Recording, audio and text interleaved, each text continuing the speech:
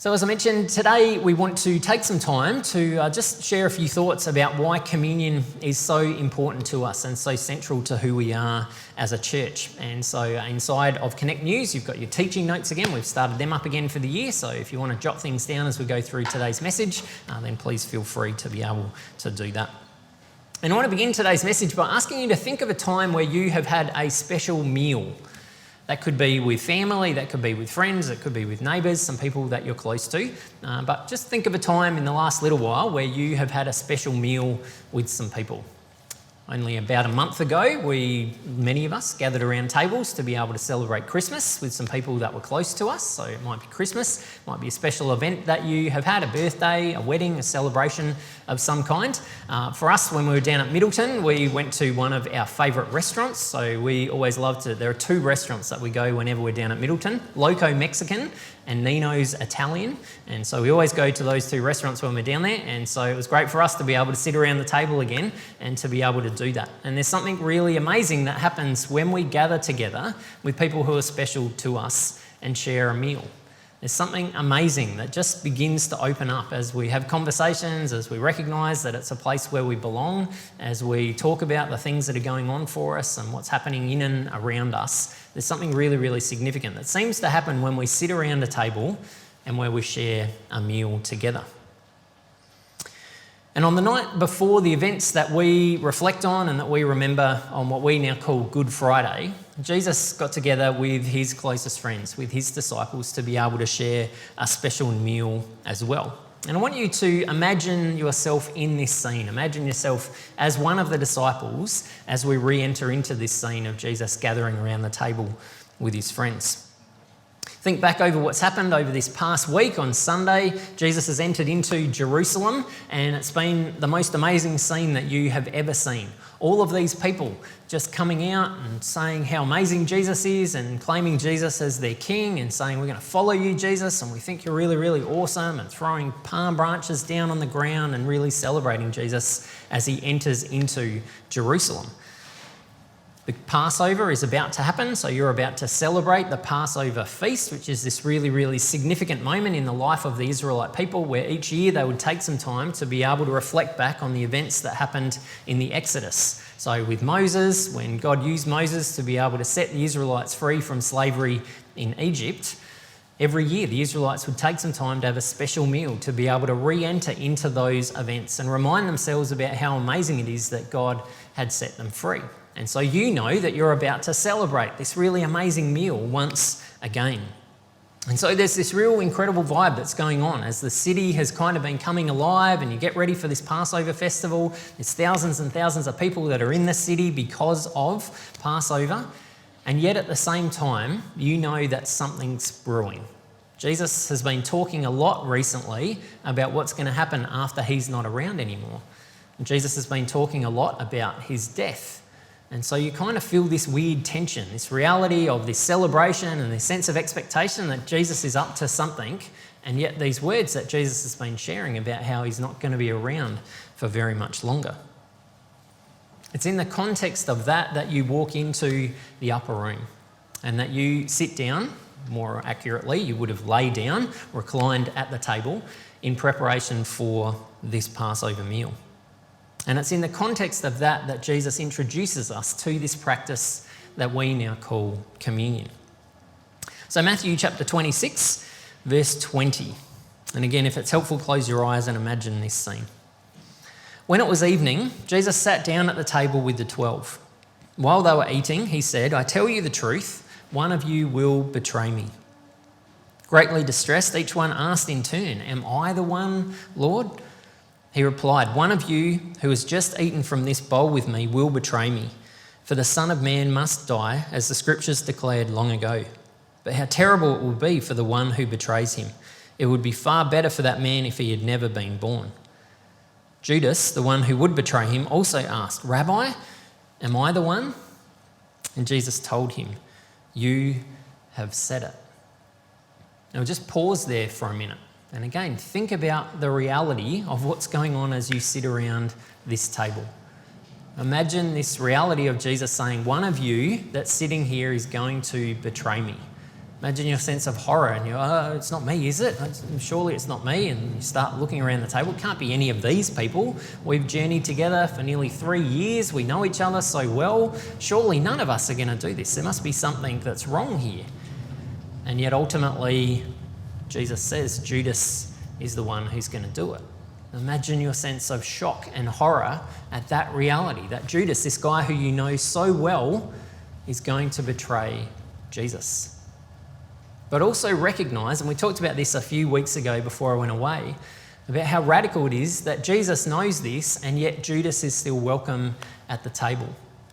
We talked about how amazing it is that Jesus would choose to wash Judas's feet. But even more amazing that Jesus doesn't just kick Judas out and say, you're going to betray me, you can't sit here and eat this meal with us. Like, get out, go, we don't want you here. It's amazingly radical and a reminder that Jesus invites everyone to the table, regardless of their background, regardless of the things that they've done, regardless of the things that they're doing. Everyone's invited to sit at the table with Jesus. Verse 26, as they were eating, Jesus took some bread and blessed it. Then he broke it in pieces and gave it to the disciples, saying, take this and eat it, for this is my body. And he took a cup of wine and gave thanks to God for it. He gave it to them and said, each of you drink from it, for this is my blood, which confirms the covenant between God and his people. It's poured out as a sacrifice to forgive the sins of many. Mark my words, I will not drink wine again until the day I drink it new with you in my Father's kingdom. And so here in the midst of everything that's going on, Jesus introduces this idea that when they sit around and have a meal, to take the bread that would have been on the table and to take the wine that also would have been on the table and to use them as symbols to remind them of him. The bread to remind them of his body, the wine to remind them of his blood. To be reminded that Jesus came ultimately to set all of us free, to bring a new covenant, a new promise, a new relationship with God, to say you are now part of God's family, and that's done. It's sealed, it's finished. And all of our sin, all of our selfishness, all the mistakes that we make, all the stuff that we do that can put barriers up between us and God, all of that has been dealt with.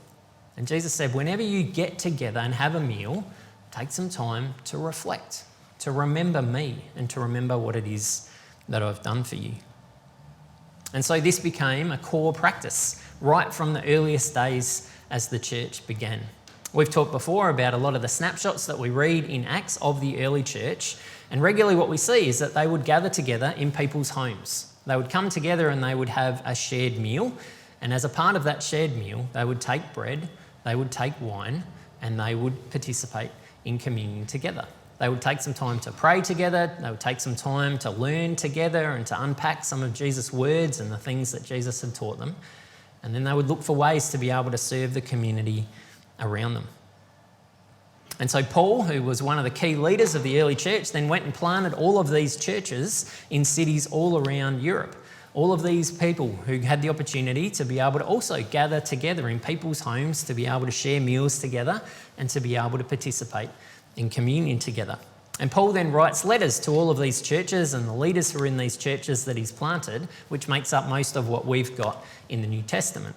And in particular, there was a church that was planted in a city called Corinth, which Paul wrote 2 letters to that we've got, 1st and 2nd Corinthians. And so in those letters, Paul addresses a lot of challenges that church in particular faced, because Corinth was this massive big city, and the church in Corinth reflect just how multicultural it was, and people who were coming from all of these different backgrounds, all of these different belief systems, and trying to work together to become the church. And as a part of writing to the church in Corinth, Paul specifically gives us some insight into some of the realities about what communion is supposed to be and what it means for us to celebrate it. So in 1 Corinthians chapter 11, verse 20, Paul writes this: "When you meet together, you're not really interested in the Lord's Supper. For some of you hurry to eat your own meal without sharing it with others. As a result, some go hungry while others get drunk. What, don't you have your own homes for eating and drinking? Or do you really want to disgrace God's church and shame the poor? What am I supposed to say? Do you want me to praise you? Well, I certainly will not praise you for this." Sometimes we wish that Paul had just been a little more clear about how he felt about certain situations. He says very, very clearly, what is going on with you guys? Now, again, remind ourselves of the context into which Paul is writing. The church would gather together for these shared meals. Now, in some of the earliest writings that we've got about the church, we know that they were called love feasts. They would come together for a love feast where they would bring food, similar to when we would do a shared meal or a potluck, and they would bring food to be able to share with each other. And there was this expectation that if you were pretty well off, that you would bring food to be able to help those who weren't very well off, because there were a number of people who had become a part of the church who didn't have anything. And so that was the idea, was that they would come together, they would eat together, there'd be this sense of unity and this sense of togetherness. But instead of people bringing some food to share, it had turned into more of a bring your own food to be able to eat. We can kind of imagine that people were at home and they were cooking and they were like, do you know what, this pizza actually looks really great and I think I'm just going to keep it for myself. I don't want to share it with anyone else because it's too delicious. And this pasta dish that I've put together, it actually is really, really great. And I need to have some leftovers for lunch this week, so I'm just going to keep it for myself and for my family and not share it with anyone else. And so imagine the dynamics that are happening where you have some people who've got lots who are sitting down and eating their food and enjoying themselves. And you've got these other people who are sitting in the room who have nothing, who are sitting there by themselves, hungry, watching other people eat. As well as that, Paul specifically names that some people are getting drunk as a part of these gatherings as well. And so just imagine for a moment, we used to have our Sunday lunches, we used to have our Wednesday night shared dinners, and at some point we hope that that's something that we'll be able to do again. But imagine that instead of those feeling like they used to, that when we would come along, some of us would just keep our food to ourselves and we would eat our own food, and a bunch of other people, some of you, would be sitting there by yourselves with nothing to be able to eat. Imagine how you would feel. And imagine that there's a group of people who are also getting drunk as a part of this, and the reality of how that might feel in the midst of this nice meal that we're supposed to be having, where we're supposed to share together. Think about how challenging that would be for us as a church family to work through that. That's the dynamics in which Paul is writing to the Corinthians to say, when you get together for these meals, you're kind of missing the mark a little bit. And because of that, he then writes these words that are so familiar to us, because in lots and lots of churches, they use these words every time that they have communion. For us, they sometimes get read out as well. But that's the context in which Paul writes these words. Verse 23, "For I pass on to you what I received from the Lord himself. On the night when he was betrayed, the Lord Jesus took some bread and gave thanks to God for it. Then he broke it in pieces and said, 'This is my body, which is given for you. Do this in remembrance of me.' In the same way, he took the cup of wine after supper, saying, 'This cup is the new covenant between God and his people, an agreement confirmed with my blood. Do this in remembrance of me as often as you drink it. For every time you eat this bread and drink this cup, you are announcing the Lord's death until he comes again.'" And so Paul uses these words to be able to remind the church this is what communion is supposed to be about. It is about remembering an event that was grounded in history. On the night when Jesus was betrayed, he took bread, he took wine. These were things that actually happened. The bread is this symbol that reminds us of Jesus' body, that Jesus came to live a human life, to be able to help us to understand what God's love looks like with human flesh on it. But it also reminds us that Jesus gave everything that he had into the mission that God had for him. The wine is this symbol of Jesus' blood that was poured out, and that means a couple of things. When we talk about our blood, we talk about our life force. Our blood is the thing that keeps us alive. And so Jesus shedding his blood is Jesus literally shedding his life for us so that we can have his life. But he does that as a final sacrifice to form this new covenant, this new relationship between us and God, this agreement that's now in place to say, you are a part of God's family because of the sacrifice that I have made. And so Paul says, when you eat the bread, when you drink the wine, remember take some time to reflect on Jesus, to remember his life, to remember his teaching. Yes, to remember his death and his sacrifice, but also to remember his resurrection. And Paul specifically says that we do this to proclaim Jesus. When we take the bread, when we take the juice, when we gather around the communion table, it's an opportunity to remind ourselves and anyone who's listening, this is the centre of who we are. This is what is so crucial and important to us as people who follow Jesus. And so that has been the purpose and the focus of communion for the last 2,000 years in all of the different ways that it's been celebrated and remembered around the world. Now, before we start to wrap up, I want to just briefly address the next couple of verses that come, because these verses have sometimes been used to exclude people from taking communion, or have made us feel sometimes like, I don't know whether I'm really worthy of being able to have communion. So Paul writes these words: anyone who eats this bread or drinks this cup of the Lord unworthily is guilty of sinning against the body and blood of the Lord. This is why you should examine yourself before eating the bread and drinking the cup.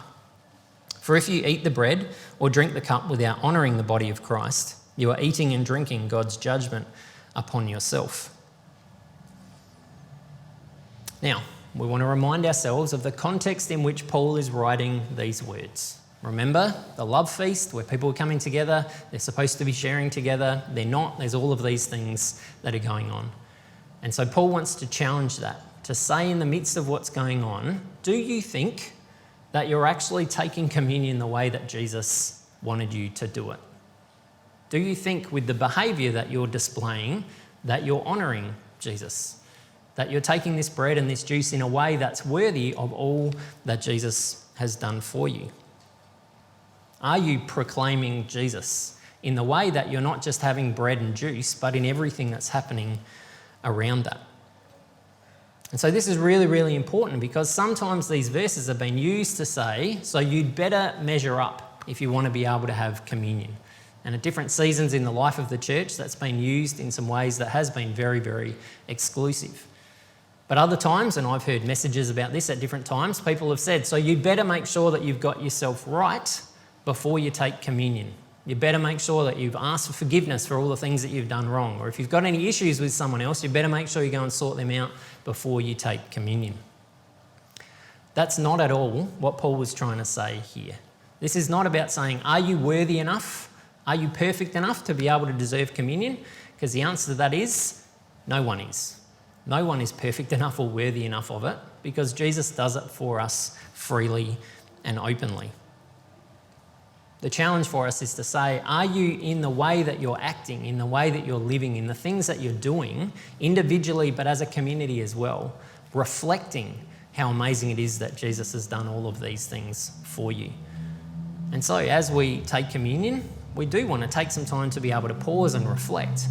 We don't do that in a way to say, I wonder if I've done enough to be able to be worthy to come and have communion today.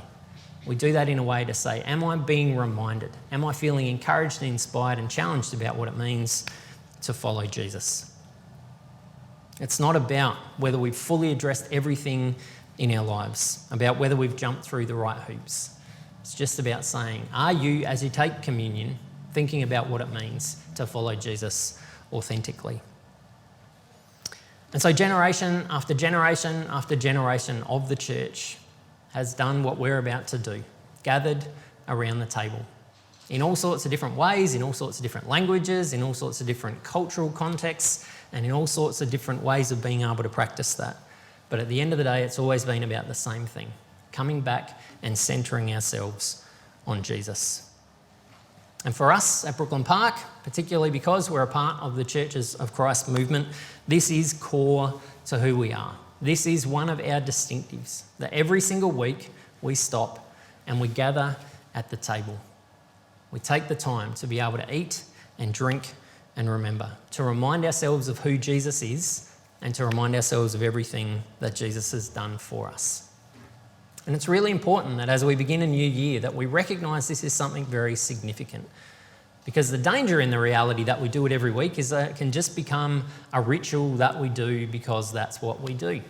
And we just take communion week in and week out because that's one of the things that we do. But it's supposed to be so much more profound than that.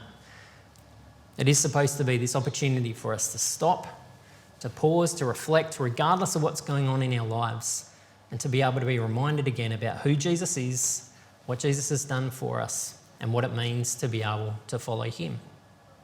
It's a reminder that this is an open table, that Jesus invites anyone to be able to come to the table and to share in this meal with us.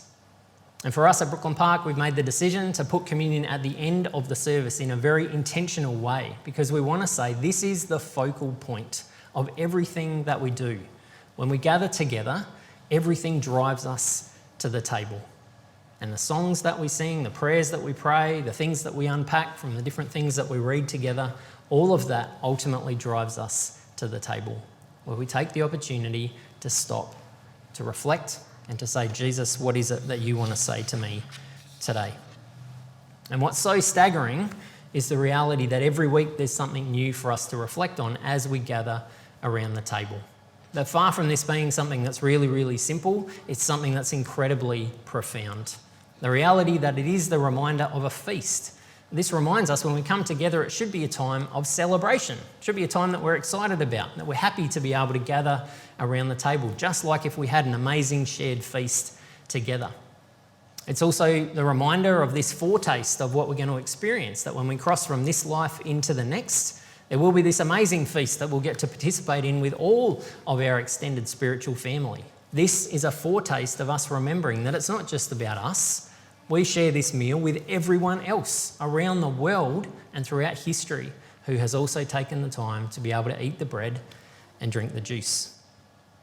It is an opportunity for us to reflect on the sacrifice that Jesus made for us, but to do that in a way that reminds us of just how profound it is that Jesus loves us enough to do everything for us, to be able to be a part of his family. It is an opportunity for us to reflect on the teaching of Jesus and the life of Jesus, to be able to remember that Jesus didn't just come and teach us a whole bunch of stuff. Jesus came and lived all of this out. And so he gives us a model to be able to follow in our lives. It's an opportunity for us to recommit ourselves to following Jesus and saying, I want to live like you. These things that we've been reflecting on today, I want to take those away and live them out throughout this week. And it's an opportunity to ask Jesus for the strength to be able to do that. One of the things that we often talk about around the communion table is that it is this tangible expression of saying, Jesus, I want more of you in my life. As I eat the bread, as I drink the juice, I want more of you in my life, fueling me to be able to live the way that you want me to be able to live. So we're going to take communion in a couple of moments. But before we do that, I want to give you an opportunity just to be able to pause and reflect. And to ask yourself this question: what does communion mean for me? What does communion mean for me? As we begin a new year, what is the purpose of us gathering around the table each week? What does that actually mean for you? What does it mean to prioritise that as something that is more than just a weekly ritual, something that we just go through the motions of week in and week out? What does it look like to be something that you look forward to, that you have a sense of anticipation about gathering around the table? What does it mean to be able to use it as an opportunity to pause and reflect regardless of what's going on in your life? What does it mean to use this as an opportunity to be inspired and encouraged and challenged again about what it means to follow Jesus? I want to give you a couple of moments. You can jot some notes down, you can chat with the person next to you, or just reflect silently. But what does communion mean for you? And as we begin this new year, what does it look like to recommit to the centrality of this, the centrality of Jesus in your life and in our life as a church family together? So take some time to reflect, and then we'll transition across to the table.